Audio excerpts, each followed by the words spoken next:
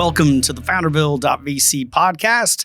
So this is a podcast where we talk to founders, we talk to entrepreneurs, people in the economic development community, heck, anybody that just cares about entrepreneurs. Today, I'm super excited to have a good friend of Founderville, a grinding entrepreneur, Mr. Nathan Freystetter of Fig.ai.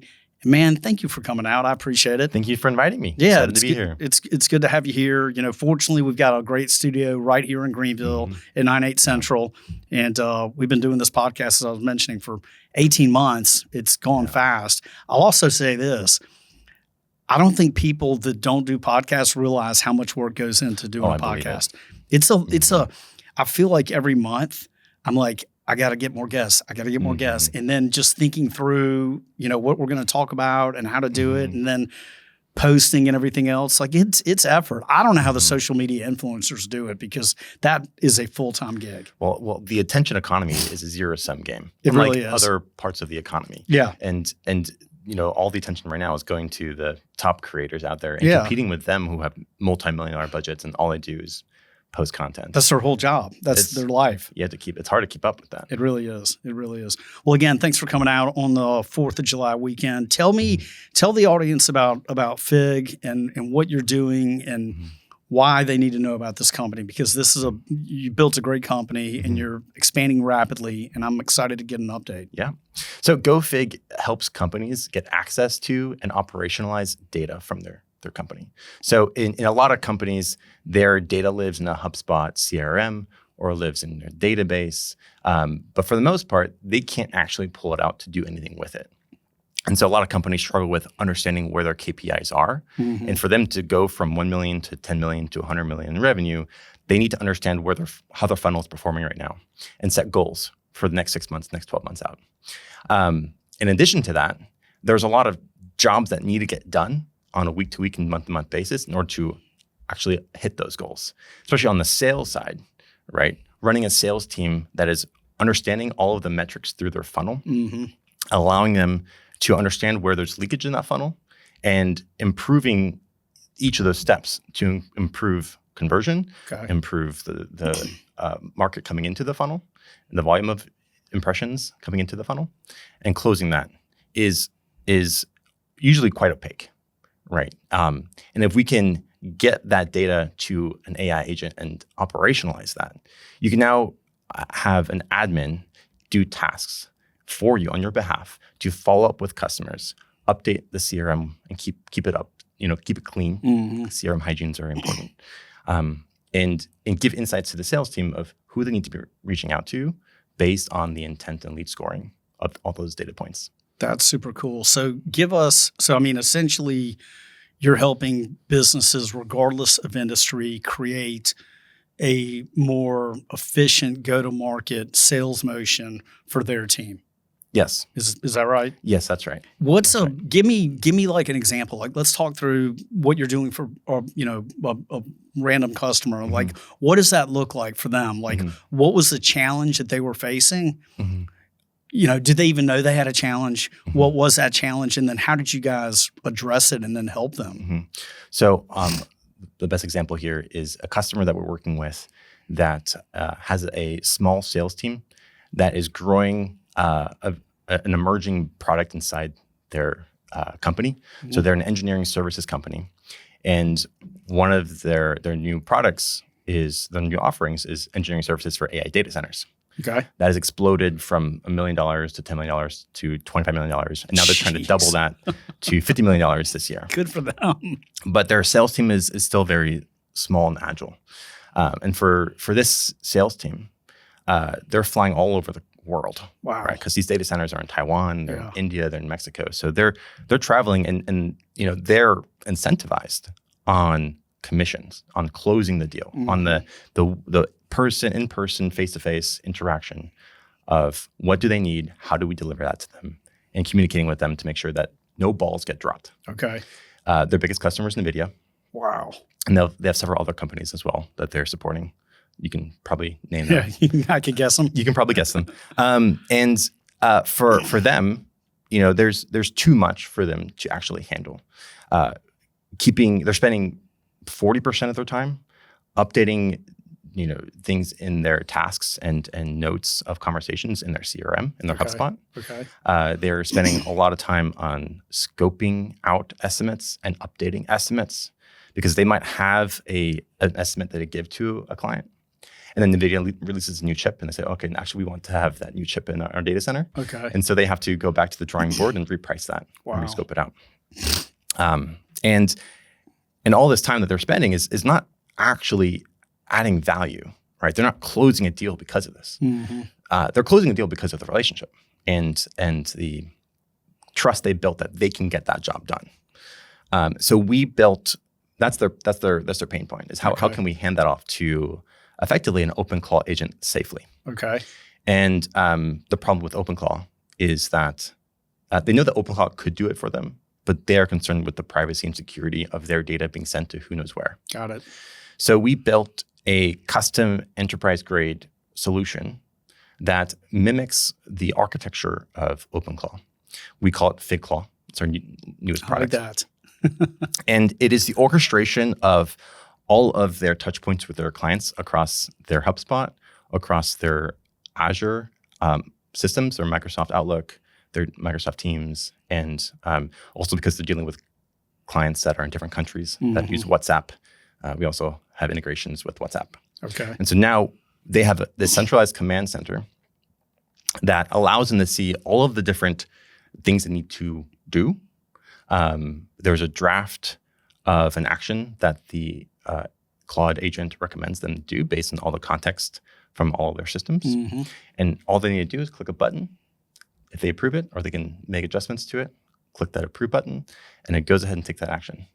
Takes off all of the admin off their plate. They spend 30 minutes a day to review their inbox that we give them in their command center.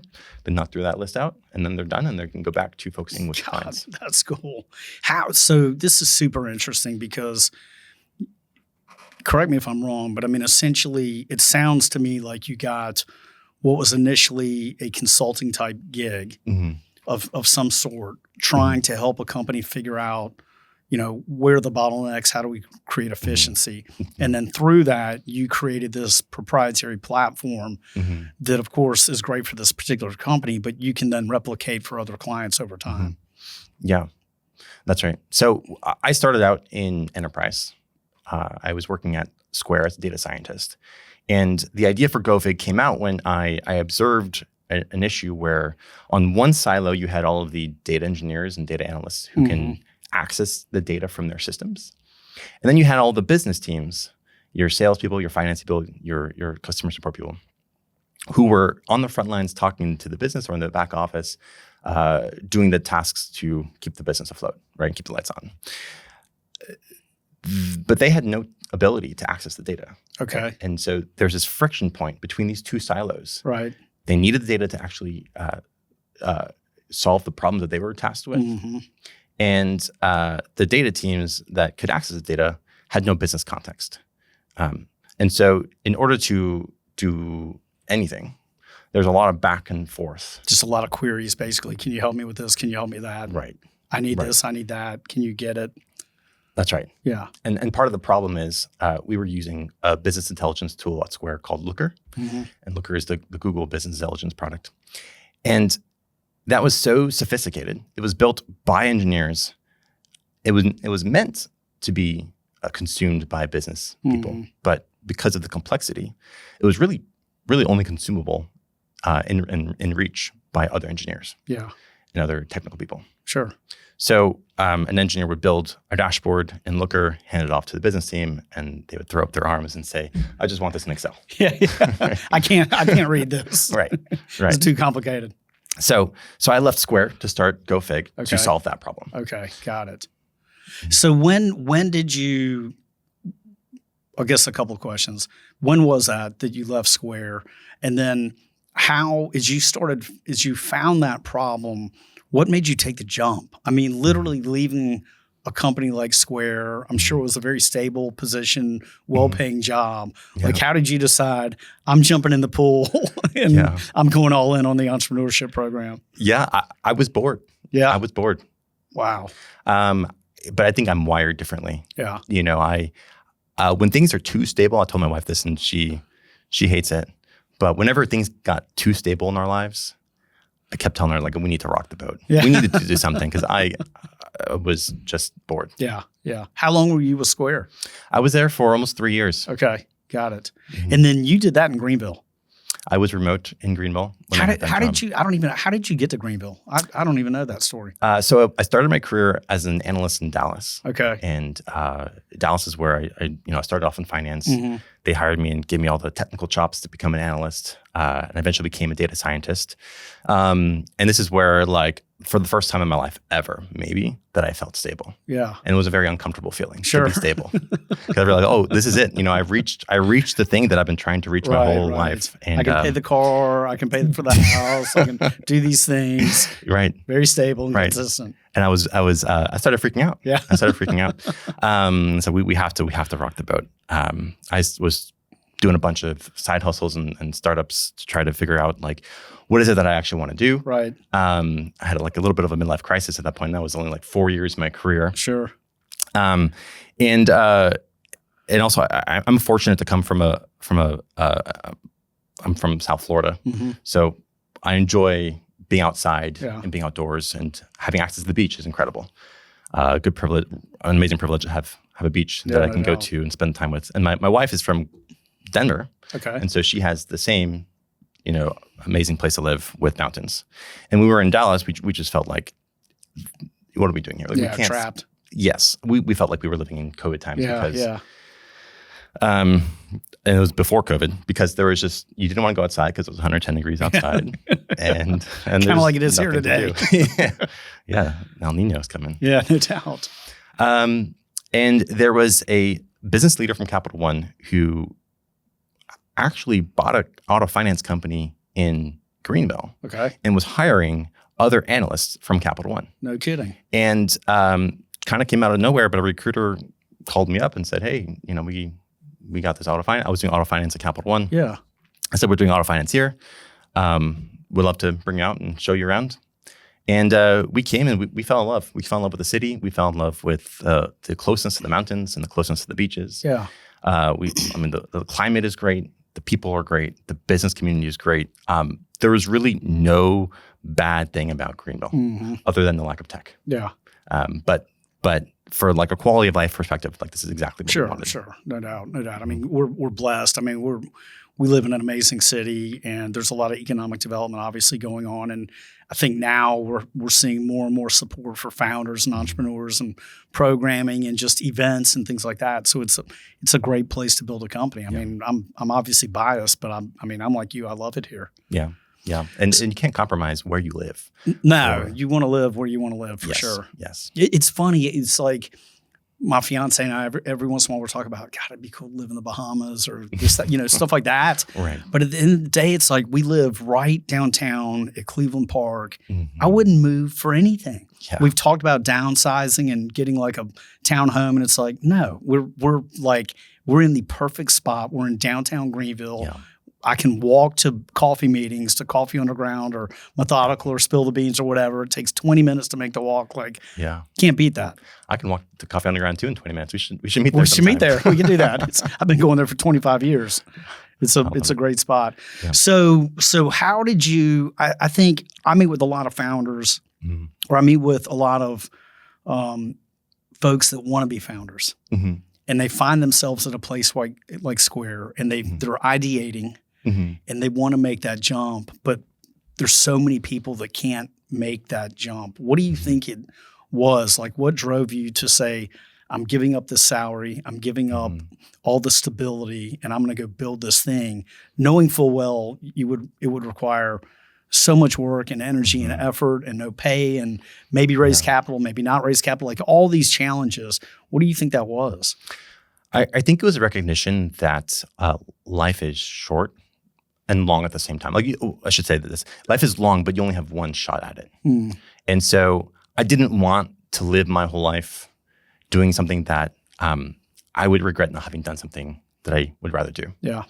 And I was very comfortable at Square, very, very comfortable. I was paid very well. But I felt like I could be doing more. Mm. And I did not have the opportunity to do what I wanted to do in the role that I was at Square. And so for me, it was a question of what should I be doing, and really questioning that. And there's a lot of,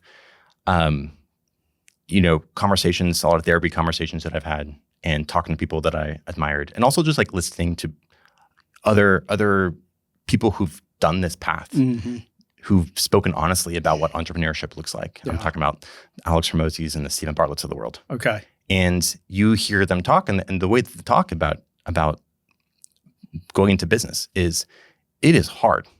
It is incredibly hard. Yeah. But at the same time, you learn so much about yourself. Yeah. And you learn so much about life. And this becomes, it's a shift before, where like at a corporate job, you might think about work-life balance as being an important aspect of life.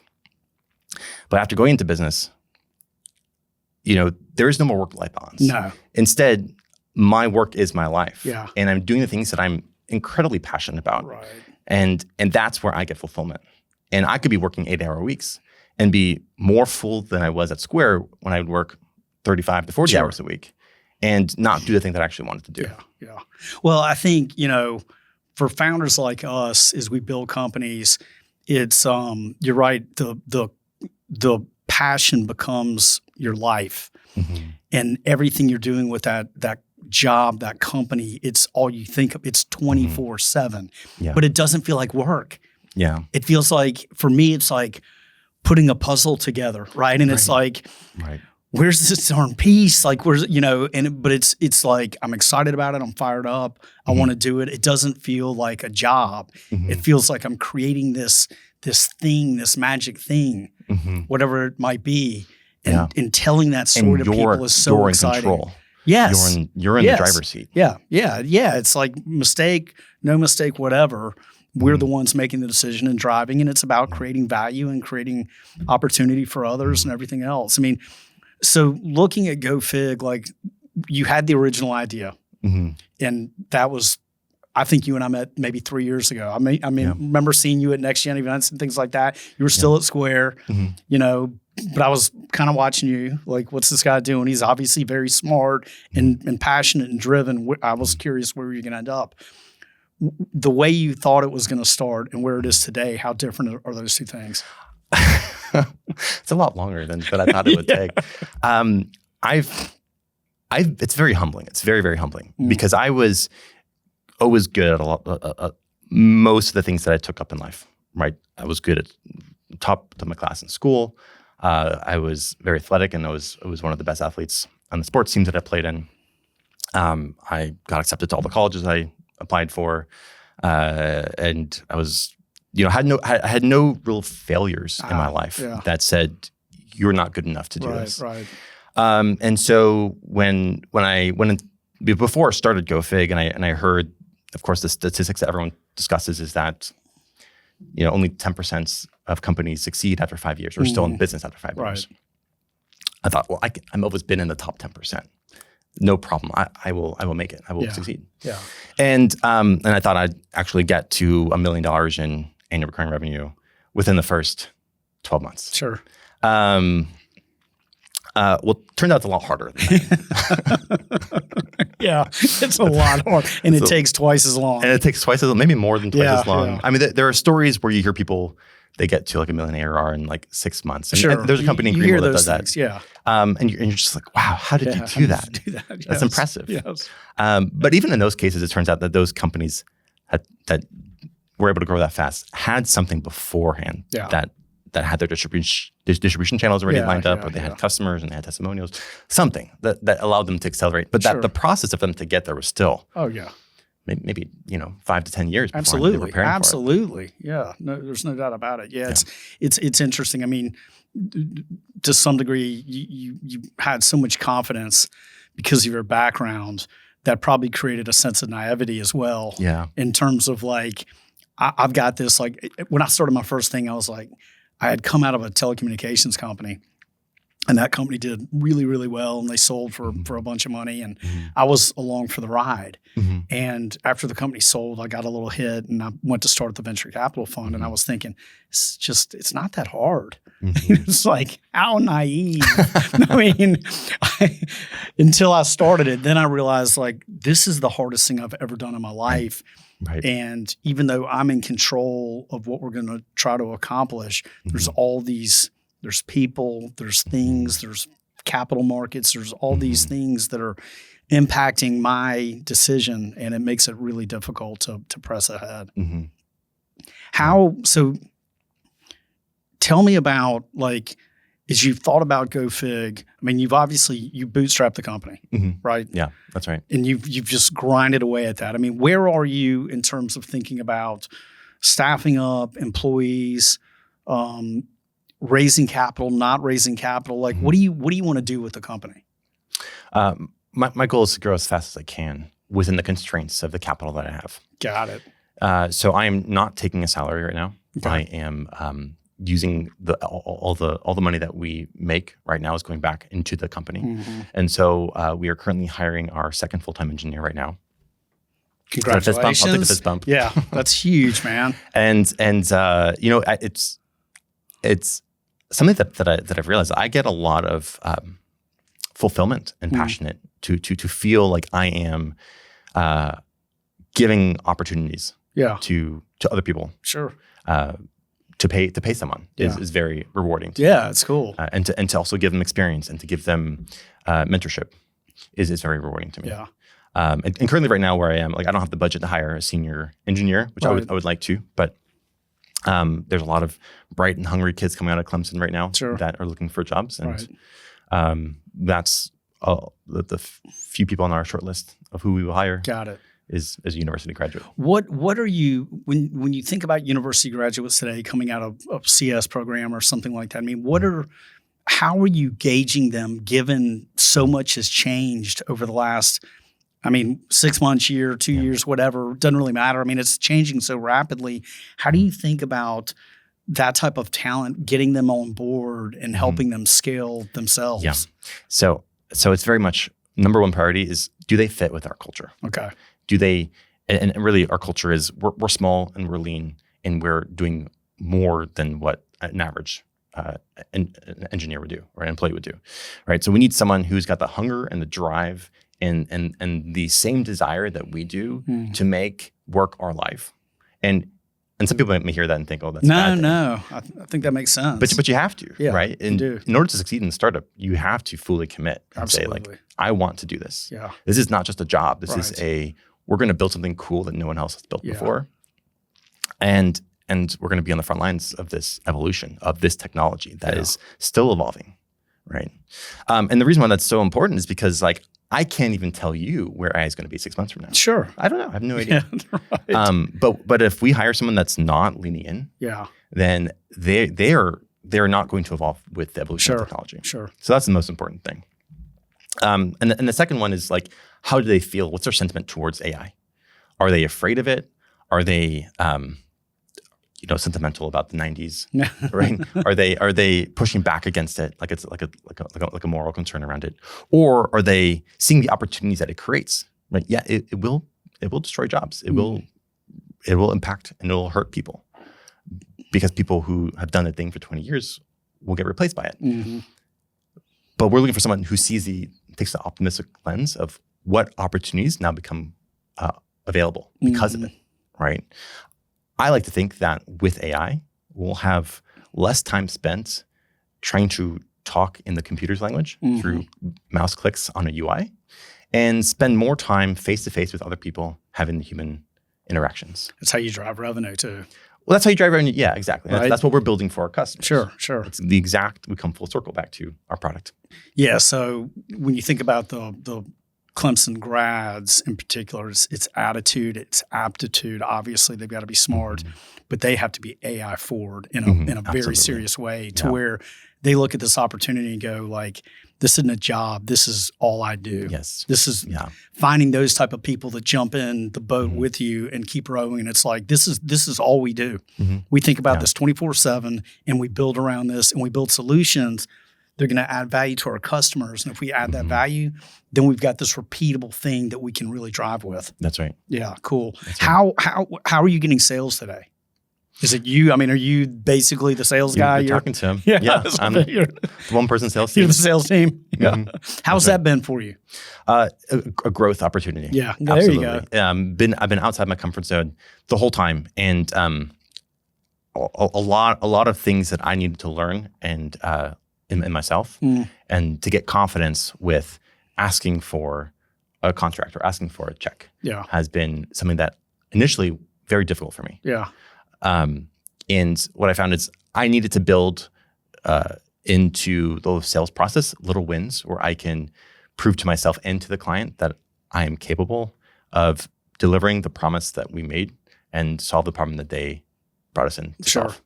Do you don't have a co-founder, if I remember correctly? I'm solo founder. You're a solo founder. Mhm. Are you right now, as you think about building out the team over the next year, are you looking to bring in senior level talent or somebody that could have an equity stake that maybe has great sales and marketing expertise where you can let go of that particular function? I mean, where do you like to play inside of the company? Like in a perfect world, what would you do every day?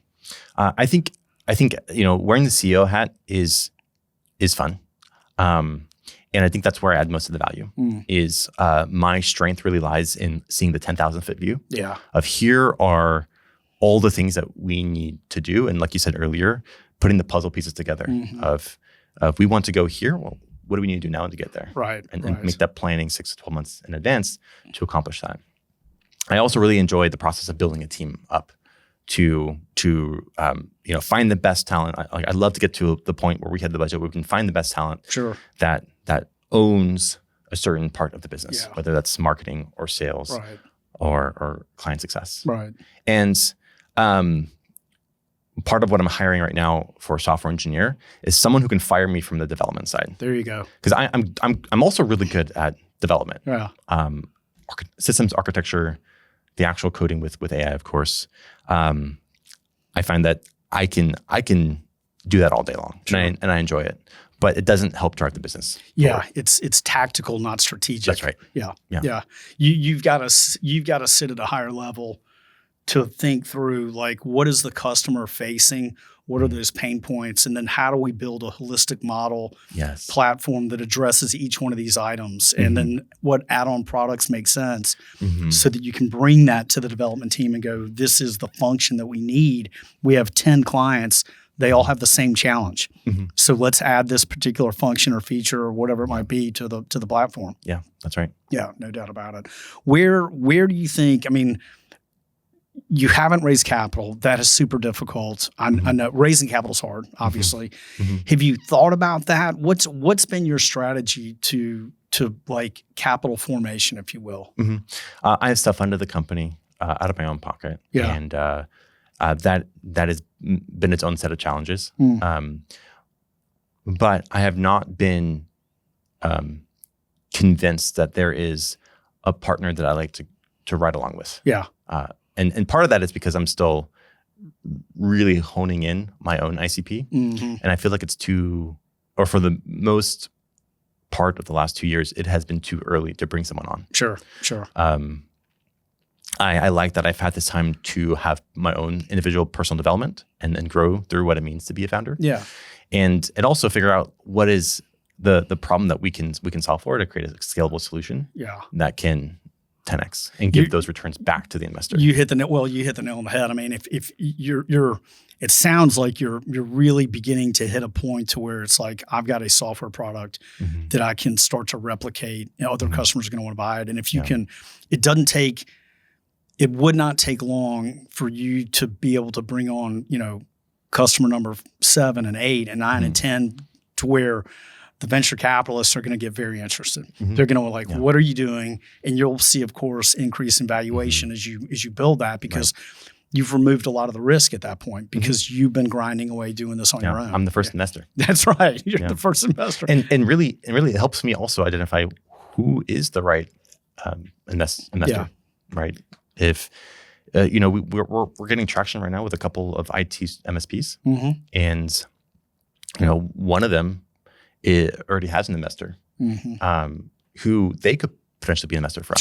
Sure. Because they have the understanding of the marketplace and other connections in that same world that they can bring me into.